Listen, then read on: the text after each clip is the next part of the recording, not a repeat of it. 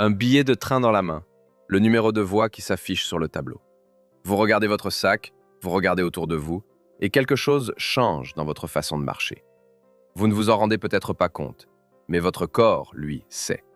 15 gares françaises où le voyageur ordinaire n'est plus vraiment ordinaire, parce que dans ces endroits, être ordinaire, c'est être une cible.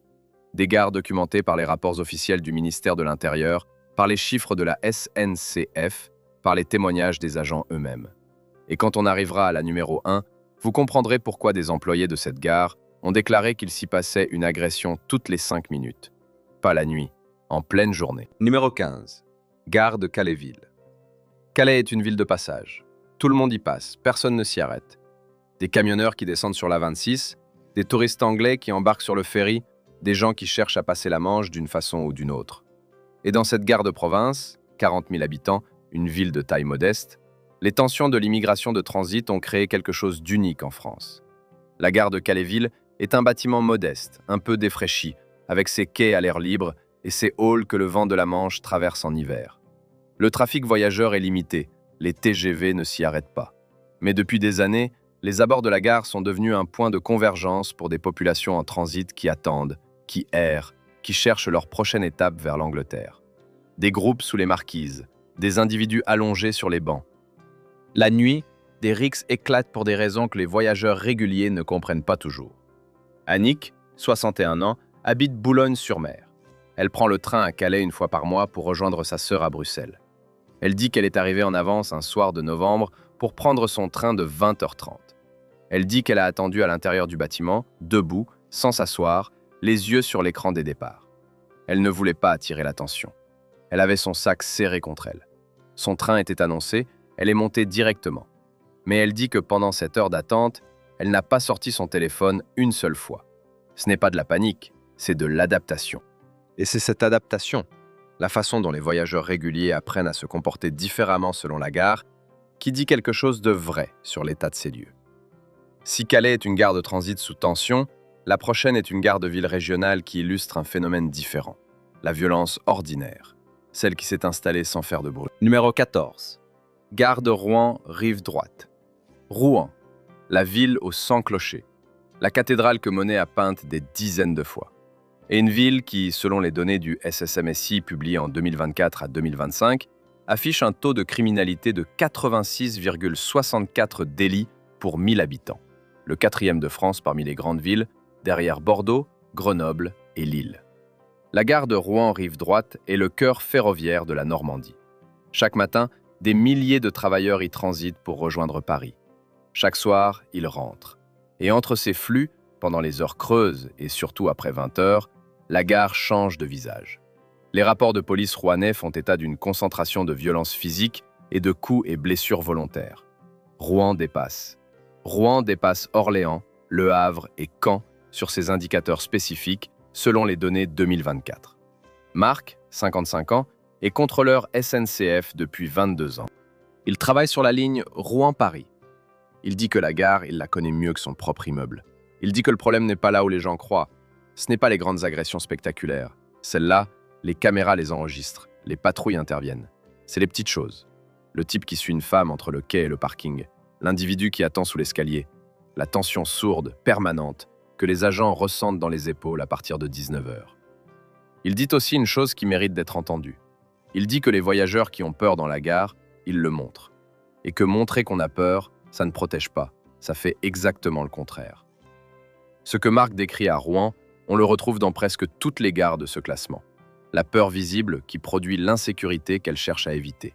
C'est l'un des cercles les plus difficiles à briser. Numéro 13. Gare de Bordeaux-Saint-Jean. Bordeaux. La ville la plus criminogène de France selon les données Villedata de 2024. 95,05 délits pour 1000 habitants, 25 220 faits constatés en 12 mois pour une population de 265 000 habitants. C'est le record national pour une grande ville. La gare Saint-Jean de Bordeaux est une gare majeure. Depuis l'arrivée du TGV en 2017, elle est passée de 8 millions de voyageurs à plus de 15 millions par an. Ce flux a transformé le quartier tout autour, des restaurants, des commerces, des hôtels. Mais il a aussi créé une concentration d'opportunités pour ceux qui vivent de la délinquance d'opportunités. Les voleurs à la tire prospèrent là où il y a des touristes portant des valises et regardant les panneaux. Les pickpockets connaissent les horaires de TGV mieux que certains voyageurs. Caroline, 58 ans, vit à Limoges. Elle prend le train pour Bordeaux 4 à 5 fois par an pour rendre visite à sa fille. Elle dit que depuis 2 ans, elle a pris l'habitude de mettre son portefeuille dans la poche intérieure de sa veste avant même de descendre du train. Pas dans la gare, dans le train. Elle dit que c'est devenu un réflexe, comme mettre sa ceinture de sécurité. Elle ne s'en aperçoit même plus. Quand on lui fait remarquer que c'est révélateur de quelque chose, elle hausse les épaules. Elle dit « Que voulez-vous? On s'adapte ?» La gare Saint-Jean de Bordeaux n'est pas la plus violente de cette liste, mais elle illustre un phénomène important, la banalisation de la vigilance. Le moment où protéger ses affaires dans un lieu public devient aussi naturel que respirer. Ce n'est pas de la résilience, c'est de la résignation. Numéro 12. Gare de Lyon par Dieu. Lyon. Deuxième puissance économique de France. 84,22 délits pour 1000 habitants, 5e du classement national. Et au cœur de Lyon, une gare qui concentre des flux que peu d'endroits en France peuvent égaler. 60 millions de voyageurs par an. 60 millions. C'est la gare la plus fréquentée de province. La Part-Dieu est une gare immense, moderne, intégrée dans un quartier d'affaires. Elle a été rénovée, agrandie, améliorée.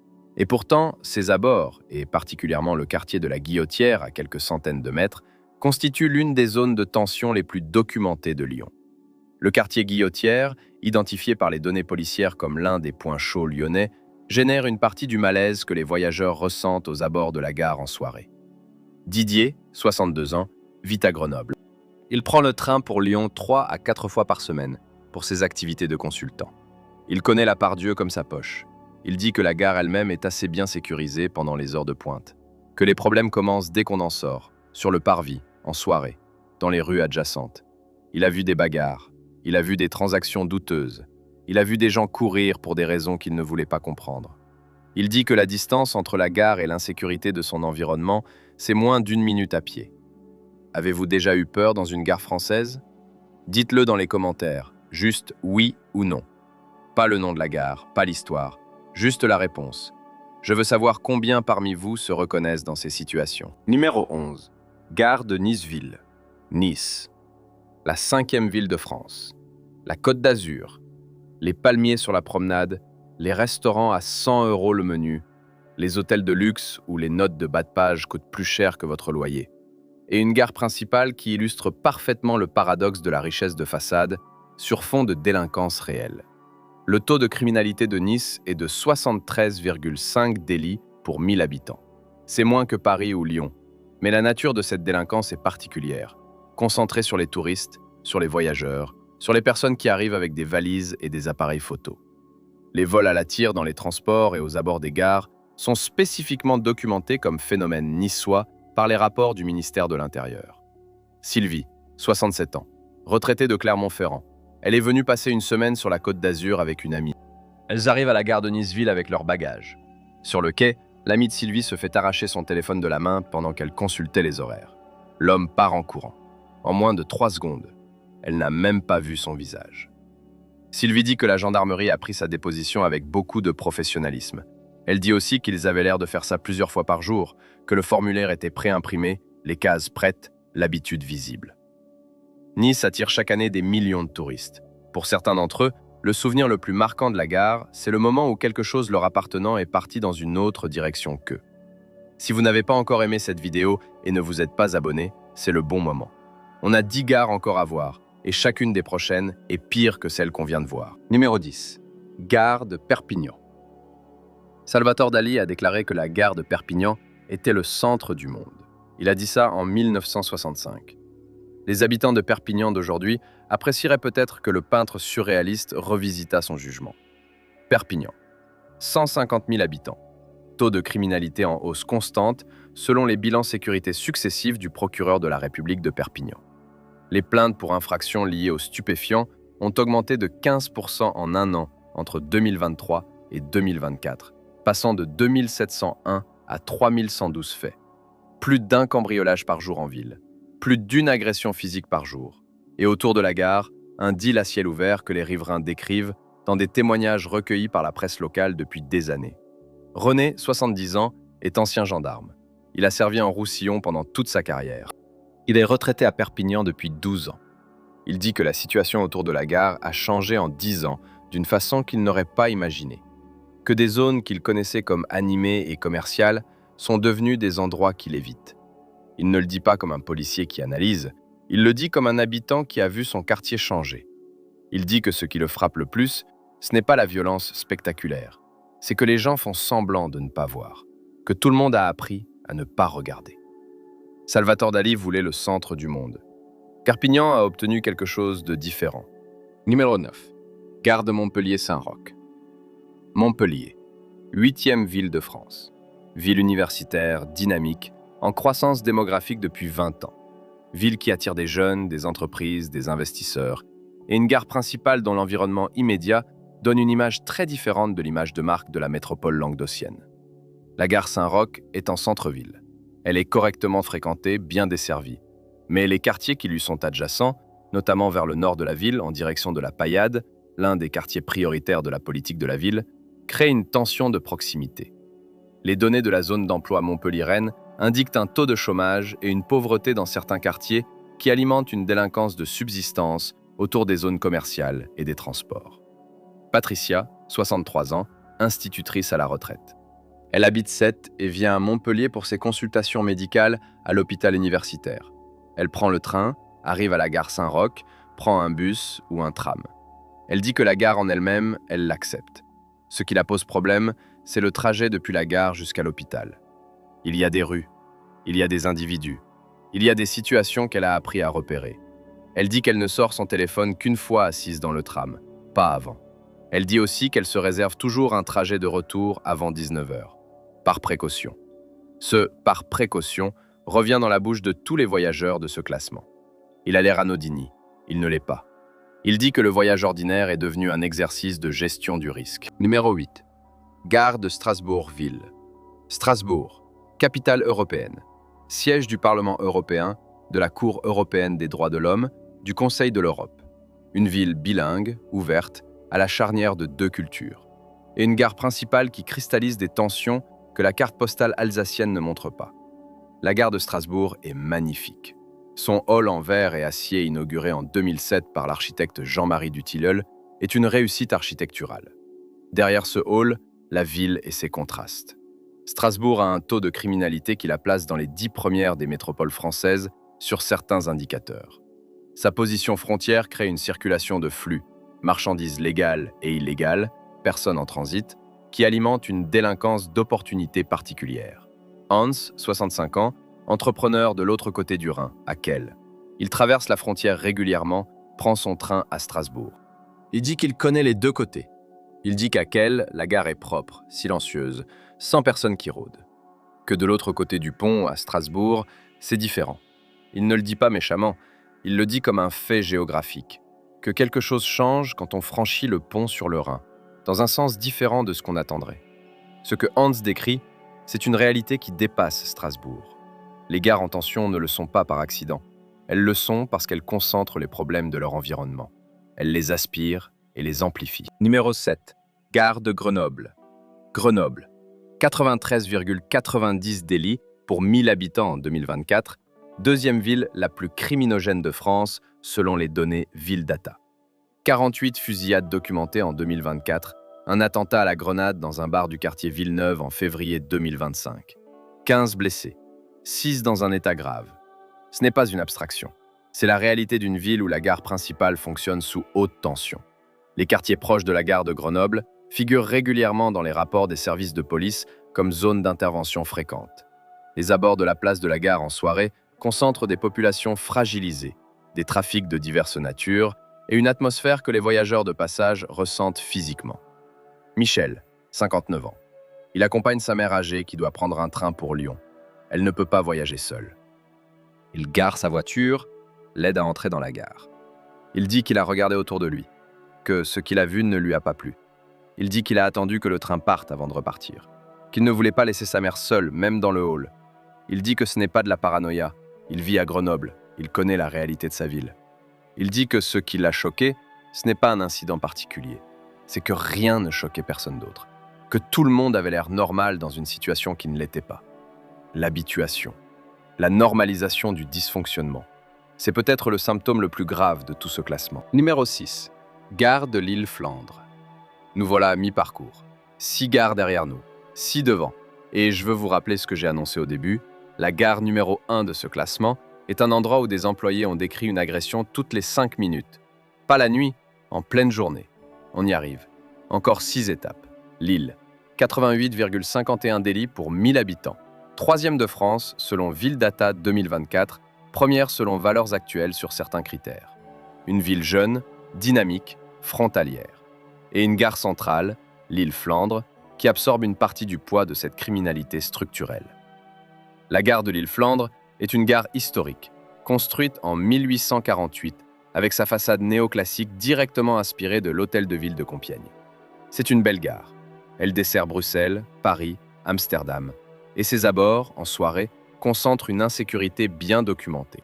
Les vols à la tire, les rixes, les individus qui rôdent autour des voyageurs chargés de bagages, tous ces phénomènes sont répertoriés par les forces de l'ordre lilloises comme spécifiques aux abords des grandes gares. Jean-Pierre, 64 ans. Il habite Lens et travaille en région parisienne. Il prend le train depuis 25 ans, toujours par Lille. Il dit que la gare de l'île Flandre, il la connaît dans ses moindres recoins. Il sait où les problèmes se produisent. Il a développé des itinéraires dans la gare, pas les plus courts, les plus sûrs. Il passe par certains quais plutôt que d'autres. Il évite certains escaliers à certaines heures. Il a fait une cartographie mentale de l'insécurité d'une gare française et cette cartographie lui a pris 25 ans à construire. Il y a quelque chose de profondément anormal dans le fait qu'un voyageur régulier doive cartographier les risques de son propre point de départ. Numéro 5. Gare de Marseille-Saint-Charles. Le 21 février 2025, à 6 h du matin, plus de 180 policiers, 2 compagnies de CRS et des gendarmes ont investi la gare Marseille-Saint-Charles et ses abords dans le cadre du plan départemental de restauration de la sécurité du quotidien voulu par le ministre de l'Intérieur. 180 policiers pour une seule gare, un seul matin. C'est un signal. Marseille-Saint-Charles est la gare principale de la 2e ville de France. 17,9 millions de voyageurs par an en 2024. Elle est perchée sur sa colline, avec son grand escalier monumental qui descend vers le centre. C'est une gare magnifique, dans une ville magnifique, et une gare où les opérations de police coup de poing se succèdent parce que la situation l'exige régulièrement. Le quartier Belzins, juste en dessous de la gare, est l'un des quartiers prioritaires de Marseille. Le taux de pauvreté y dépasse 30%. Le deal, les regroupements, les tensions sociales y sont documentées depuis des années. Et la gare est au sommet de tout ça, visible depuis toute la ville, symbole d'une connexion ferroviaire irréprochable dans une ville qui a des difficultés à assurer la sécurité quotidienne de ses propres espaces. Geneviève, 66 ans. Elle arrive à Marseille depuis Paris pour voir sa famille. Elle descend du TGV, prend le grand escalier, s'arrête à mi-chemin. Elle dit que la vue est spectaculaire, que l'escalier est beau, que le ciel est bleu, et que la main sur son sac ne lâche pas depuis qu'elle a posé le pied sur le quai. Elle dit que ce n'est pas Marseille qu'elle craint. C'est cet espace précis, cet entre-deux entre le train et la ville, où elle n'est ni protégée par le personnel ferroviaire, ni encore arrivée à destination. Ce no man's land de quelques minutes où tout peut arriver. Numéro 4. Gare d'Aubervilliers, Seine-Saint-Denis. Le département le plus pauvre de France métropolitaine, 27,6% de la population sous le seuil de pauvreté. 1 habitant sur 4. La gare d'Aubervilliers, sur la ligne de tramway et reliée au réseau de la banlieue nord, est une gare de proximité, pas une grande gare nationale. Mais elle illustre quelque chose d'essentiel dans ce classement. La violence structurelle des espaces de transport dans les zones à pauvreté massive. Aubervilliers figure dans les classements des communes les plus criminogènes de France depuis plusieurs années. Les atteintes aux personnes, les vols violents, les trafics, tout ça est documenté, chiffré, reconnu. Et dans ces conditions, les gares ne sont pas des exceptions. Elles sont des concentrés de ce qui se passe autour. Fatima, 57 ans. Elle travaille à Aubervilliers depuis 15 ans, dans un centre d'aide sociale. Elle prend le tramway tous les jours. Elle connaît chaque visage habituel, chaque situation récurrente. Elle dit que ce qui lui fait le plus peur, ce n'est pas les gens du quartier. Elle les connaît, ils la connaissent. Ce qui lui fait peur, c'est l'inconnu. Ceux qui arrivent, qui ne respectent pas les codes tacites du quartier, qui ne savent pas que certaines choses ne se font pas ici. Elle dit que ce paradoxe, avoir peur des étrangers à son quartier plutôt que de ses voisins, dit quelque chose d'important sur la façon dont l'insécurité fonctionne vraiment. Ce que Fatima décrit, c'est la différence entre la criminalité statistique et l'expérience vécue de l'insécurité. Les deux ne se superposent pas toujours. Numéro 3. Gare de Saint-Denis. À 20 minutes de Paris en métro. 20 minutes. Et pourtant, un monde différent. Saint-Denis, Seine-Saint-Denis, basilique royale où sont enterrés les rois de France depuis Dagobert, Stade de France où la France a gagné la Coupe du Monde en 1998. Et en 2024, la ville qui figure en deuxième position du classement Valeurs actuelles des villes les plus dangereuses de France. La gare de Saint-Denis n'est pas une petite gare. Elle accueille des lignes de banlieue, le Transilien, le tramway, des milliers de personnes chaque jour. Et son environnement immédiat concentre des difficultés sociales qui se retrouvent dans les chiffres de la délinquance locale.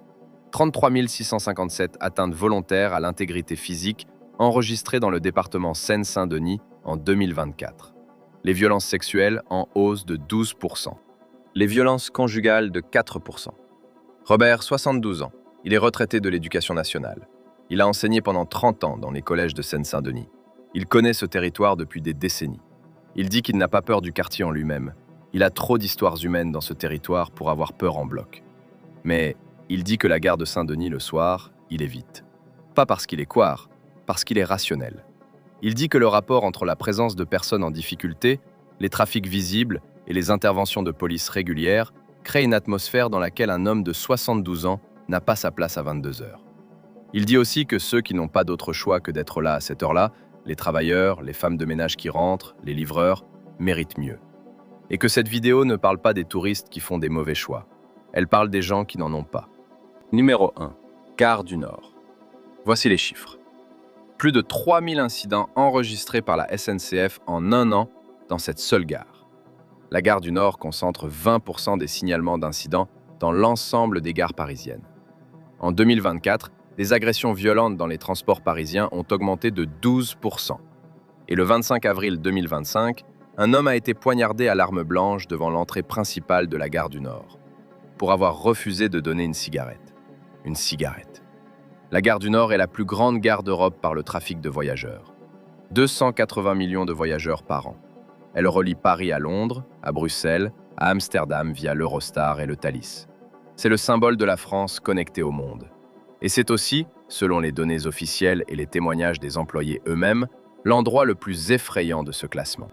Une femme qui travaille dans la gare a déclaré devant les caméras de CNews. Il y a du crack de partout, des agressions toutes les 5 minutes. Les gens sont fous.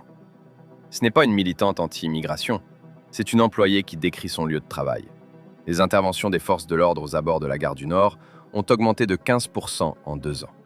Les caméras de surveillance couvrent une grande partie du hall, mais les zones les moins surveillées restent des points de contact pour des activités qui se déroulent exactement là où les caméras ne voient pas bien. Hélène, 60 ans. Elle arrive de Bordeaux en TGV. Son train arrive à 22h30. Elle a une correspondance pour rentrer dans le Val d'Oise. Elle sort du TGV, traverse le hall principal.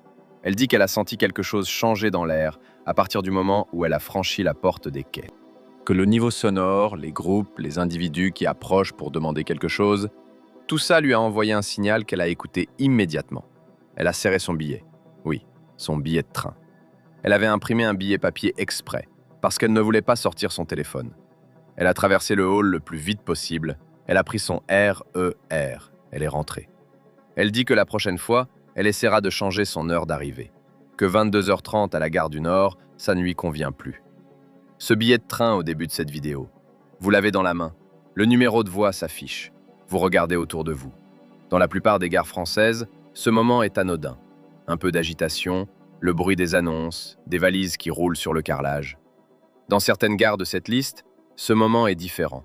Votre corps le sait avant que votre tête ne l'analyse. Vous marchez différemment. Vous regardez différemment. Vous tenez votre billet différemment. 15 gares. 15 façons d'observer que quelque chose ne fonctionne pas comme il devrait dans des espaces qui appartiennent à tout le monde et qui, de fait, n'appartiennent plus vraiment à ceux qui ont peur d'y aller. Ce que toutes ces gares ont en commun, ce n'est pas la violence spectaculaire. La violence spectaculaire est rare. Ce qu'elles ont en commun, c'est la peur ordinaire. Celle des voyageurs qui modifient leurs itinéraires, qui impriment des billets papier pour ne pas sortir leur téléphone, qui évitent certains escaliers, qui ne s'assoient pas sur les bancs, qui rentrent avant 19h. Cette peur-là, elle ne se mesure pas en statistiques. Elle se mesure en habitudes modifiées, en libertés abandonnées, en espaces publics qui ne sont plus vraiment publics pour tout le monde. La vraie question n'est pas « quelles sont les gares les plus dangereuses ?» La vraie question est « qu'est-ce qu'on fait de cela ?» Pas individuellement, collectivement. Parce que les individus dans ces histoires ont déjà trouvé leur réponse individuelle. Ils évitent, ils s'adaptent, ils font avec.